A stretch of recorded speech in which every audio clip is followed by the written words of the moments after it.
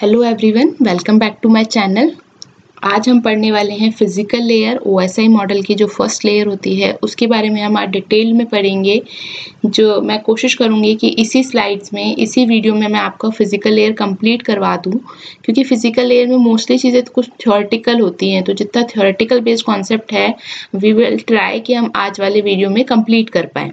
Okay तो ये layer start करने से पहले आई होप आप लोगों ने सबने रेफरेंस बुक वाला वीडियो देख लिया होगा। जिसने नहीं देखा है प्लीज़ वो रेफरेंस वीडियो वाला वीडियो देखिए।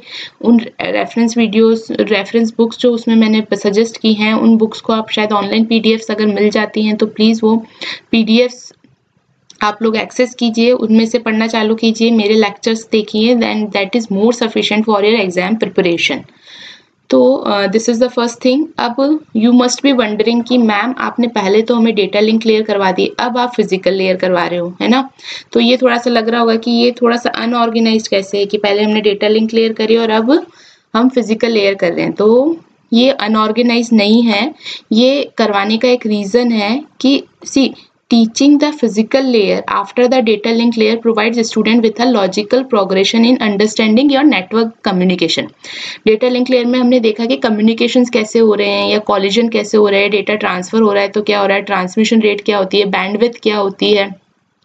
तो जब तक हमें इनकी जनरल नॉलेज नहीं होगी कि बैंडविड्थ क्या है, प्रोपोगेशन डिले क्या है या ट्रांसमिशन डिले क्या है या फिर आपका कोलिजन क्यों अकर होता है, डेटा कैसे ट्रांसमिट हो रहा है, ये सब की जनरल नॉलेज के बिना हम क्या हम फिजिकल लेयर पढ़ना थोड़ा सा इनफिजिबल हो जाता है। फिजिकल लेयर फिर आपको ऐसा लगता है कि मैम हवा में बातें कर रही है।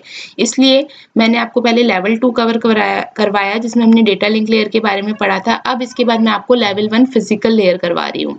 तो क्या होगा, अब आप जब फिजिकल लेयर पढ़ोगे ना तो you will familiar with the terms कि हाँ okay what is collision or what is cable, what are the transmission media. You are very familiar with these terms. तो physical layer आपको ऐसे लगेगी this layer are very easy to understand. Okay, this is the main concept and also you can see starting with the data link layer introduce you the concepts like framing, addressing, which are they then reinforced by exploring how these data frames are transmitted over the physical medium in the physical layer. So it helps you to grasp the fundamentals of the transmission media, signal encoding and propagation, and also leading to a comprehensive understanding of the network communication from higher level protocol down to the physical transmission of data. Okay. So let's start with this. ये मैंने आपको समझाया था कि इनको याद कैसे रखनी है, ऑर्डर आपको मेंटेन रखना है लेयर्स का। तो हमने कैसे याद किया था इसको, please do not touch Sachin PAT alligator. तो सबके जो फर्स्ट लेटर है वो आपकी लेयर्स को बताते हैं। Please do not touch Sachin PAT alligator. Okay, इस तरह से आपको इनको याद रखना है। इसमें जो फर्स्ट ये ऊपर की जो 3 लेयर्स होती है, लेवल 5, 6 और 7 वाली लेयर्स होती है तो आपकी सॉफ्टवेयर या फिर अपर लेयर होती है। लेवल 4 जो होती है आपकी ट्रांसपोर्ट लेयर, वो आपका हार्ट ऑफ द ओएसआई होता है। और जो network layer, data link layer और फिजिकल लेयर होती है, दीज आर द हार्डवेयर और द लोअर लेयर। अब इसमें आज हम पढ़ेंगे physical layer which is responsible to send your data bits from one device to another device over the network. और इसमें हमें पता है जब हम सेंडर से जाते हैं तो सेंडर में जो आपकी लेयर्स है वो वर्क करती है from level 7 to level 1। Means if sender wants to send some data तो सबसे पहले वो डेटा एप्लीकेशन लेयर पे जाता है, then it will go to the presentation layer, then session layer, transport layer, network layer, data link layer and then physical layer, means top to bottom. और जब ये डेटा आपका रिसीवर पे receive होता है then it will be go from bottom to top, means physical to data link to network to transport to session to presentation and application layer. Okay, यहाँ पे इनके हेडर्स अटैच होते हैं, ये मैंने बताया था, every layer attach its header. Okay, and then send to the next layer. तो सिंपली हम क्या बता सकते हैं, physical layer is responsible to sending your data bits over the transmission media from sender to receiver side and this transmission medium may be optical fibre, copper wires or your electromagnetic waves. So basically it is responsible for transmitting a bit over a medium. And if we talk about the services provided by a physical layer, so first is physical characteristics of media, then representation of bits, next is your data rate कि क्या bandwidth रहेगी, next is your synchronisation of bits, line configuration कि point to point है या multi point है। Physical topology means कि कैसे आपकी डिवाइसेस कनेक्टेड, जैसे रिंग हो गई, बर्स हो गई, मैश हो गई, किस तरीके से आपकी डिवाइसेस कनेक्टेड है। Transmission mode means either half duplex, full duplex और सिंपलेक्स मोड। तो ये सारी सर्विसेज हम आज पढ़ेंगे हमारे इस लेक्चर के अंदर। एंड आई होप इस लेक्चर के बाद आपको फिजिकल लेयर बहुत इजी लगेगा और इसमें कुछ याद करने की भी जरूरत नहीं पड़ेगी, क्योंकि हम ऑलरेडी कॉन्सेप्ट्स पढ़ चुके हैं डेटा लिंक लेयर के अंदर। तो ये बहुत फैमिलियर टर्म्स लगेंगे और it's a very easy to understand this layer. Okay, तो यहाँ पे देखो जो डेटा है फिजिकल लेयर में वो कहाँ से आता है। अगर ये हम सेंडर है ये हमारा, और ये हमारा रिसीवर है, तो अभी हमने बताया था सेंडर में आप टॉप टू बॉटम चलते हो और रिसीवर में हम बॉटम टू टॉप चलते हैं। तो जो फिजिकल लेयर है उससे जस्ट ऊपर कौन सी लेयर होती है आपकी, डेटा लिंक लेयर। तो डेटा लिंक लेयर से जो डेटा आता है वो फिजिकल लेयर रिसीव करती है। उस डेटा में वो अपना हेडर अटैच करती है, and then these bits are sending over the transmission medium. This transmission medium may be a wired or wireless. Okay, then over this transmission medium these bits are received to the physical layer of the receiver side, and because of receiver will done from bottom to top approach, so this is the header. ये header हमने sender side पे attach किया था physical layer में। This header is detach on the receiver side and the bits are transferred from layer 1 to layer 2 which is your data link layer. Okay, तो I hope ये समझ आया कि top to bottom और bottom to top कैसे चलता है। Next देखो, मैंने काफी सारे यहाँ पे एग्जाम्पल्स डायग्राम्स के थ्रू समझाने की कोशिश की है, ताकि क्या आप विजुअली आप जितना अच्छे से चीजों को समझ पाते हो उतना आप टेक्सचुअली उन चीजों को नहीं समझ पाते हो। तो इसलिए मैंने कोशिश की कि यहाँ पे जितने विजुअल्स मैं आपको प्रेजेंट कर सकूं वो मैंने यहाँ पे प्रोवाइड करे हैं। ठीक है, तो यहाँ पे ये हो गया कि यहाँ पे इसका हेडर अटैच होता है सेंडर साइड पे, फिर ये डेटा आपका ट्रांसमिशन मीडियम में जाता है। ठीक है, ये डेटा ट्रांसमिशन मीडियम से रिसीवर साइड पे पहुंचता है। यहाँ इसका डेटा क्या होता है, डी अटैच होता है, और ये डेटा फिर आपका किस में जाता है, layer 2, that is your data link layer. और ट्रांसमिशन मीडियम में आपका डेटा कैसे ट्रांसमिट होता है, in bits of 1 and 0s, binary bits में। Okay, this is your sender and receiver, and this is the transmission medium where physical layer is responsible for transmitting the bits over this medium. Okay, now to understanding the physical layer in computer network is very important. Why? So let's start with the introduction. So see, the OSI, the Open System Interconnection Model, is a conceptual framework that standardizes the functions of telecommunication or computing system into your 7 abstraction layer, and these 7 abstraction layers are these. Okay, this is the OSI model that we have already discussed in the previous lectures. Okay, so each layer of the OSI model plays a specific role in facilitating the communication between devices and application. That is right, each device has its own role and own importance and the applications that they provide between the communication devices. Now हमको आज बात करनी है हमारी physical layer की। ठीक है, आज हमसे फिजिकल लेयर के बारे में बात करेंगे। So the physical layer, the first layer of the OSI model, okay, deals with the physical connection between the devices. What it deals with the physical connection between the devices. So it focuses on the transmission of raw bits over your communication channel. Okay, so these slides will delve into the key concepts of your physical layer and its significance in computer networking. तो यहाँ पे आप देखो, जैसे मैंने यहाँ 7 layers बना रखी है, each layer has its own protocols, own rules, on applications. तो यहाँ पे आज हम बात करने वाले हैं फिजिकल लेयर की, जिसका मेन रोल क्या होता है, it deals with the physical connection between the devices. Okay, and also focuses on the transmission of your raw data bits over a communication channel. So let's start with the key points in a physical layer. तो first key point हमारा जो है वो है transmission media. तो जो physical layer है, it encompasses various transmission medias used in a networking. So we have a various type of transmission media which physical layer deals with that. So basically we have copper wires. In copper wires we have a twisted pair or coaxial cable. Next is your fiber optics, and third is your wireless communication like radio waves and the microwaves. So each medium has its own advantages and limitation, and also influencing your network performance and reliability. According to your transmission media, your network performance affected. तो यहाँ मैंने इनका थोड़ा सा visual representation दिया है. This is your coaxial cable. This is your twisted pair cable. Twisted pair भी ना दो टाइप की होती है, एक तो होती है STP, ठीक है। शील्डेड ट्विस्टेड पेयर होती है और एक होती है यूटीपी अनशील्डेड, ठीक है। एक फॉल सा लगा होता है जो इन वायर्स को क्या करता है, प्रोटेक्ट करके रखता है। तो यहाँ पे कुछ एक, ये तो मैंने जो दिया है एग्जांपल वो अनशील्डेड का है, यूटीपी का। तो यहाँ पे देखिए कोई भी प्रोटेक्शंस आपकी यहाँ पे अप्लाई नहीं हो रही है इन वायर्स के ऊपर। लेकिन जब आप यहाँ पे एक एल्यूमिनियम फॉइल के टाइप में या जो भी सिल्वर फॉइल जो होती है वो यहाँ पे जब कवर्ड होती है तो ये शील्डेड हो जाती है, तब हम इन्हें कहते हैं शील्डेड ट्विस्टेड पेयर। तो एसटीपी जो होती है वो ज्यादा प्रोटेक्टिव होती है यूटीपी से, क्योंकि ये इलेक्ट्रोमैग्नेटिक इंटरफेरेंस को प्रिवेंट करती है वायर्स के ऊपर, जो ट्विस्टेड पेयर्स है उनके ऊपर। तो लेकिन क्या होता है, जो एसटीपीज होती है ना वो एक्सपेंसिव होती है, क्योंकि ऑब्वियसली इसके अंदर आपको कवरिंग परफॉर्म करनी पड़ेगी, हर एक पेयर पे आपको कवरिंग लगानी पड़ेगी। तो उस कवरिंग से एसटीपी वाले जो पेयर्स हैं उनकी कॉस्ट जो होती है इंक्रीज हो जाती है।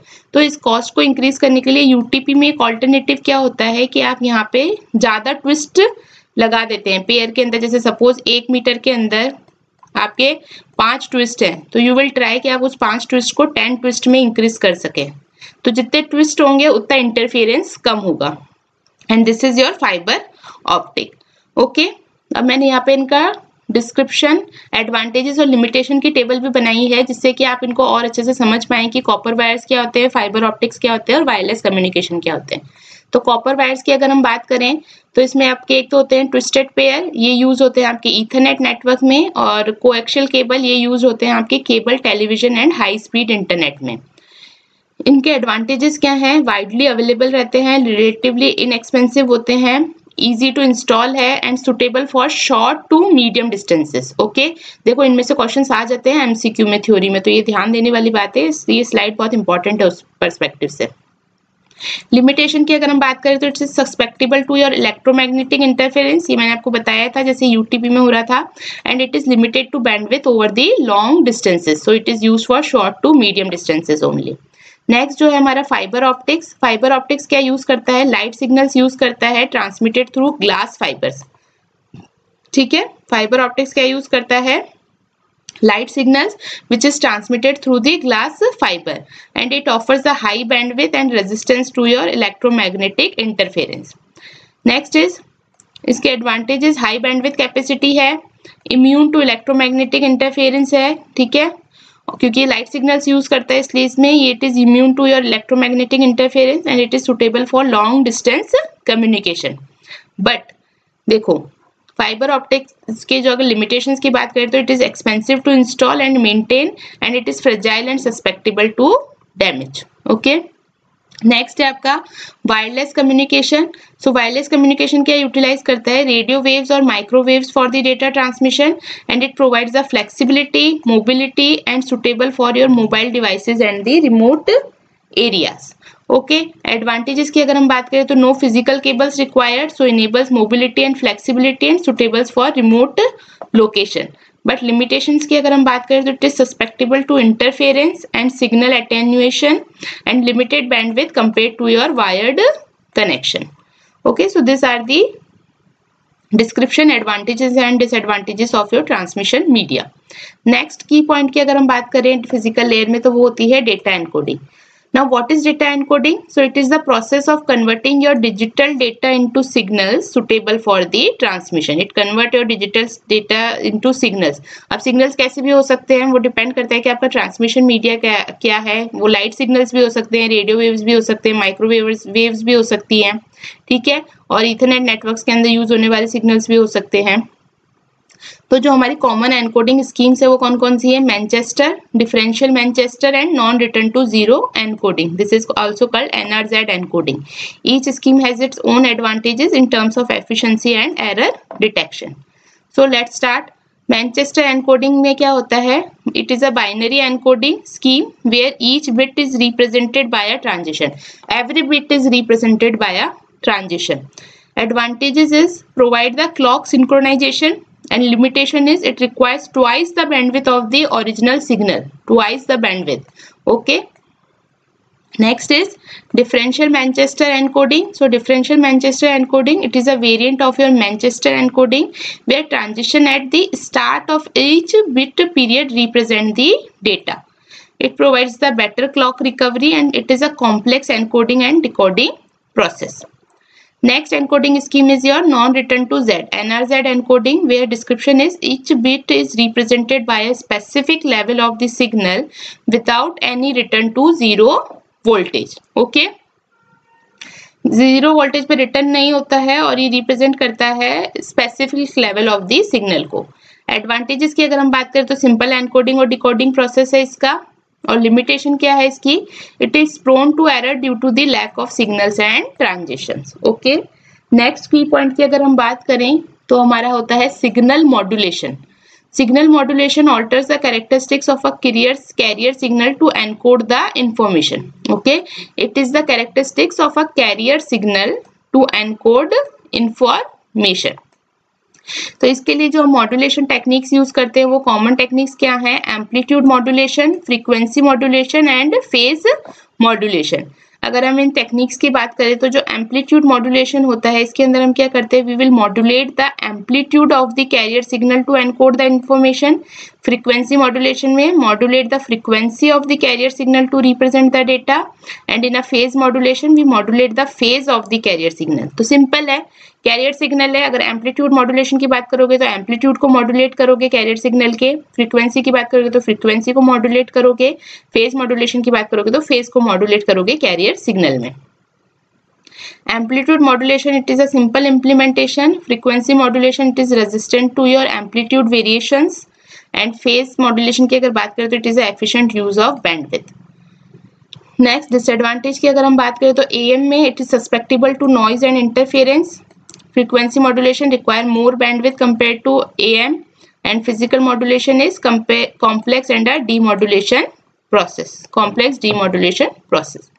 Now next key point है physical topology, and physical topologies क्या रेफर करती है हमें पता है, it is a physical layout of devices and connections, means जो devices हैं वो कैसे एक दूसरे से इंटरकनेक्टेड है, that will represent by your physical topology। इसमें मैं ऑलरेडी लेक्चर बना चुकी हूँ, आई थिंक 4th या 5th कोई लेक्चर है जिसमें मैंने आपको सारे फिजिकल टोपोलॉजीज भी समझाई थी, प्लस जो रिंग के न्यूमेरिकल्स थे वो भी करवाए थे। तो वो लेक्चर अगर नहीं देखा है तो प्लीज वो लेक्चर जाके देखो, मैं डिस्क्रिप्शन में लिंक डाल दूंगी।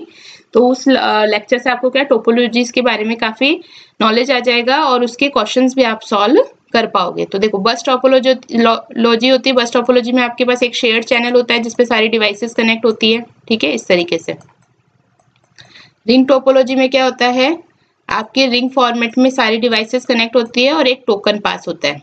स्टार टोपोलॉजी में एक सेंट्रल डिवाइस होती है और वहां से आपके सारे डिवाइसेस उस सेंट्रल डिवाइस के थ्रू कनेक्ट होती है, ठीक है। मैश में क्या होता है, मैश के अंदर every device is connected to every other device, ठीक है। जैसे अगर 4 डिवाइसेस है तो कैसे हो जाएगा, ये मैंने सब समझा दिए थे ऑलरेडी लेक्चर में, हम वहां पे जाके देख सकते हैं। तो every device is connected to every other devices, ये टोपोलॉजीज होती हैं।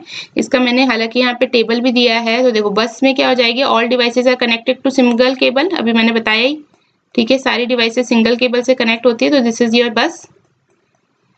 तो this is the simple and inexpensive, क्योंकि यहाँ पे शेयर्ड केबल यूज हो रही है। लेकिन यहाँ पे लिमिटेशन क्या हो जाएगी, अगर ये आपका सिंगल पॉइंट ऑफ फेलियर हो गया तो फिर यहाँ पे सारी डिवाइसेस डिस्कनेक्ट हो जाएंगी। रिंग टोपोलॉजी में सारी डिवाइसेस रिंग फॉर्मेट में अरेंज होती है, ठीक है। यहाँ पे एक टोकन पासिंग मेथड यूज होता है जिससे कि डेटा ट्रांसमिट होता है from one device to another, okay. तो यहाँ पे इसका एडवांटेज क्या है, it is equal access to resources for all the devices, but the thing is if a disconnection of one device disrupts the network, means if suppose this is the connection and if this connection is disconnect then it will disrupt the network। Star topology होती है, star topology में आपके पास एक central device होती है, वो device either hub भी हो सकती है और स्विच भी हो सकती है, ठीक है। तो हब तो हमारा ब्रॉडकास्टिंग का काम करता है ना, और स्विचिंग हमारा ब्रॉडकास्टिंग का काम नहीं करता, वो डेडिकेटेड लिंक आपको डेडिकेटेड पाथ प्रोवाइड कराता है। तो ये इस तरीके से स्टार टोपोलॉजी हो जाती है। यहाँ पे हब भी हो सकता है, स्विच भी हो सकता है। हब होगा तो ब्रॉडकास्टिंग होगी, स्विच होगा तो स्विच एक इंटेलिजेंट डिवाइस है। ये मैं आपने को नेटवर्किंग डिवाइस में समझा चुकी हूँ। प्लीज मुझे कमेंट बॉक्स में बताइए कि हब कौन सी लेयर पे वर्क करता है और स्विच कौन सी लेयर पे वर्क करता है, ठीक है। ये मैं ऑलरेडी उस नेटवर्किंग डिवाइस में बता चुकी हूँ। अगर ये आपको पता है इसका मतलब आपकी तैयारी अच्छी चल रही है, आपको सब चीजें समझ में आ रही है कि क्या चीज हमने कौन से लेक्चर में किस पर्सपेक्टिव में पढ़ी है। ओके तो यहाँ पे जो एडवांटेजेस की अगर हम बात करें तो यहाँ पे सेंट्रलाइज्ड मैनेजमेंट होता है और ट्रबल शूटिंग होता है, बट लिमिटेशंस की बात करें तो डिपेंडेंसी हो जाती है आपकी सेंट्रल हब पे for the networking functioning, means every device is dependent on this central hub. Okay, mesh की अगर हम बात करें तो every device is connected to every other device like this. If we have a 4 devices, then every device is connected to every other device. Okay, तो इसकी जो अगर एडवांटेज इसकी बात करें तो इसमें डेटा हमेशा रिलायबल रहेगा, ठीक है, फॉल्ट टॉलरेंस भी रहेगा। लेकिन इसमें अगर डिसएडवांटेज की बात करें तो डिसएडवांटेज क्या होगा, इसकी कॉम्प्लेक्सिटी भी ज्यादा होगी प्लस इसकी कॉस्ट भी ज्यादा होगी, क्योंकि देखो 4 डिवाइस को कनेक्ट करने के लिए आपको कितने वायर्स की जरूरत पड़ रही है, 1 2 3 4 5 एंड 6 वायर्स की बस में, जबकि एक से ही आप 4 डिवाइसेस भी या 5 डिवाइस कनेक्ट कर सकते हो। इस वजह से इसकी कॉम्प्लेक्सिटी क्या हो जाती है, ज्यादा हो जाती है। नेक्स्ट जो आपका आ जाएगा इसमें, क्योंकि इसमें जो होता है वो क्या हो जाता है n(n-1/2), अगर n आपके डिवाइसेस हैं तो आपको n(n-1/2) कनेक्शंस करने पड़ेंगे, ठीक है। यानी सपोज अगर 50 डिवाइसेस है तो 50 × 50 - 1 इज 49 डिवाइडेड बाय 2, इतने कनेक्शंस की रिक्वायरमेंट होगी। जबकि बस के अंदर अगर आप देखो तो सिंगल वायर से ही कनेक्ट हो जाएगा। स्टार में देखो तो 50 वायर्स ही सफिशिएंट होंगे, बट इसके अंदर दैट मच ऑफ वायर्स भी रिक्वायर्ड। हाइब्रिड जो टेक्नोलॉजी होती है, it is a combination of 2 और मोर डिफरेंट फिजिकल टोपोलॉजीज, ठीक है। इसकी अगर हम एडवांटेज की बात करें तो it is a flexible and scalable, but disadvantage की अगर हम बात करें तो it increase the complexity and the potential points of failure. Okay, so these are the physical topology. Next is your line configuration. Line configuration का क्या मतलब होता है, the way in which your connections are made between devices, means if you have a 2 devices, then what is the line configuration? Line configuration means what is the way of the communication between these 2 devices. So here we have basically 2 types of line configuration, point to point and multi point. तो पहले हम इसकी definition पूरी कर लेते हैं। So it determines the method used for sharing the communication channel and influences factors such as bandwidth and data transmission efficiency. Okay, so what it determines, the method used for sharing the communication channel, and also it influences the factors like bandwidth and data transmission efficiency. First is your point-to-point configuration. So in a point-to-point configuration, a dedicated communication link exists between 2 devices. Means जितनी भी devices हैं सब devices के बीच में एक dedicated link होगा. Okay, like this. So this setups offer a higher reliability and security, क्योंकि हर एक के बीच में dedicated link है तो secured होगा, more reliable होगा। लेकिन इसके लिए आपको क्या चाहिए होंगे, more number of connections चाहिए होंगे। जितनी number of devices होंगे उतने आपको connections यहाँ पे required होंगे उनको एक दूसरे से connect करने के लिए। That's why cost will increase if you have a multiple devices, जैसे कि हमने mesh topology में समझाया था। ओके, मैच टोपोलॉजी एक तरीके से पॉइंट टू पॉइंट है क्योंकि डेडिकेटेड लिंक है हर 2 डिवाइस के बीच में, तो इसमें ठीक है रिलायबल भी है, सिक्योर भी है, लेकिन इसमें कॉस्ट बहुत ज्यादा इंक्रीज हो जाती है। ओके, जबकि मल्टी पॉइंट क्या होता है, in a multi point configuration multiple devices share the same communication channel, जैसे हमने बस में देखा था शेयर कम्युनिकेशन चैनल था और मल्टीपल डिवाइसेस जो थी वो इसी चैनल को शेयर कर रही थी, ठीक है, for the transmission. So this setup allows for efficient use of resources. Yes, क्योंकि यहाँ पे आपका कॉस्ट कम हो रहा है, but it may be prone to collision से होगा। क्यों? क्योंकि आप यहाँ पे देखो अगर आप बस टोपोलॉजी यूज करते हो, सपोज इस वाले डिवाइस ने और इस डिवाइस ने दोनों ने सेम टाइम पे ट्रांसमिशन स्टार्ट किया, तो उस केस में क्योंकि शेयर्ड मीडियम है तो दोनों के जो पैकेट्स है वो क्या कर जाएंगे, कोलाइड। ओके, तो देखो अब यहाँ कोलिजन आया, अगर आपको डेटा लिंक लेयर के बारे में पता नहीं होता है तो आपको कैसे यहाँ पता चलता है कि कोलिजन का मतलब क्या है। इसलिए मैंने पहले डेटा लिंक लेयर पढ़ाया था कि देखो अब चीजें समझ आ रही है ना, ये बस टोपोलॉजी से कैसे हो रहा है, क्या कोलिजन क्यों अकर हो रहा है, कोलिजन का मतलब क्या होता है, रिलायबिलिटी स्केलेबिलिटी का क्या मतलब है, सिक्योरिटी का क्या मतलब है। And also it requires mechanism for managing the access to channels such as token passing और carrier sensing. Obviously आपको अगर आप shared channel use करोगे तो you need some protocol on which your transmission can be happen between the devices. Okay, and that protocols may be or a token passing or a carrier sensing. What considerations we need to take for line configuration? Bandwidth requirement, network scalability, cost effectiveness, and security and reliability needs. These are the consideration we need to take in a place whenever we perform the line configuration between the two devices. तो यहाँ मैंने इनका visual represent भी किया है।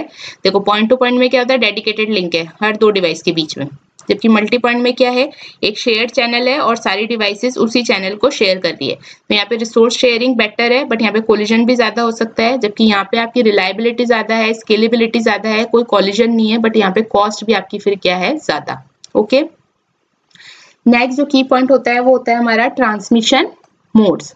Transmission mode का मतलब ये है कि it refers to the direction in which your data is transmitted between the devices. So it determines how your data flows between the sender and receiver, and it influences the factors such as your data transfer speed and efficiency. So basically transmission modes decide or determine how your data flow between your sender and receiver. What is the direction and what is the data transfer speed and efficiency? These are the factors which is influenced by your transmission mode. So we have basically three transmission modes. First is your simplex, second is your half duplex mode, and third is your full duplex mode. So what simplex mode means? Data is transmitted only one direction. Okay, data is transmitted in only one direction from the sender to receiver. The receiver cannot send data back to the sender. तो इसका example आप क्या समझ सकते हो, जैसे television है, you can see the television, तो टेलीविजन से आपको डेटा मिल रहा है, बट आप टेलीविजन को कोई डेटा नहीं दे पा रहे हो। ओके, तो टेलीविजन ब्रॉडकास्टिंग हो गई, या फिर कीबोर्ड इनपुट हो गया कंप्यूटर से, तो कीबोर्ड इनपुट आप कंप्यूटर को दे रहे हो, बट कंप्यूटर वापस ना कीबोर्ड को कोई इनपुट दे रहा है, ठीक है, तो उसको हम क्या कहते हैं, सिंप्लेक्स। हाफ डुप्लेक्स की अगर बात करें तो in half duplex mode data can be transmitted in both direction, but not simultaneously. Means each device means sender or receiver can both send or receive the data but not at the same time.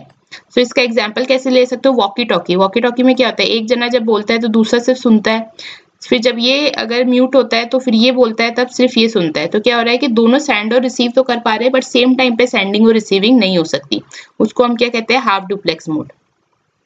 Ethernet networks also using the half duplex mode. Next क्या होता है आपका, full duplex mode.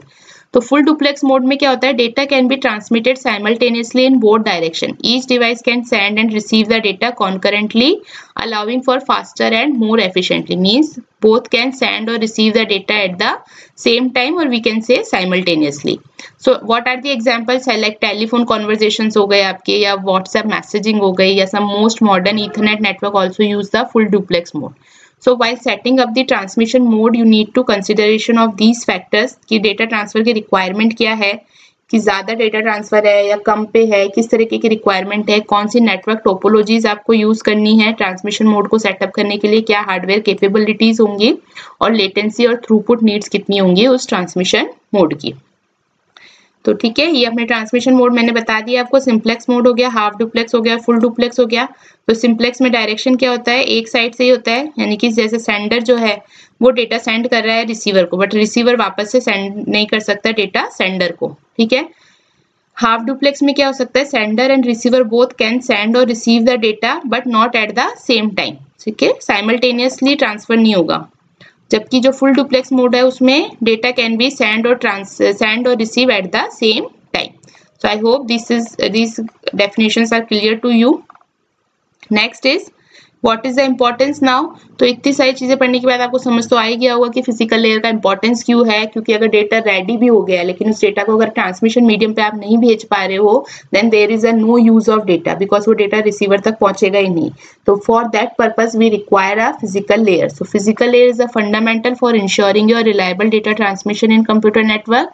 It establishes and maintains the physical connection between the devices, forming the foundation upon which higher level protocols and layers operate.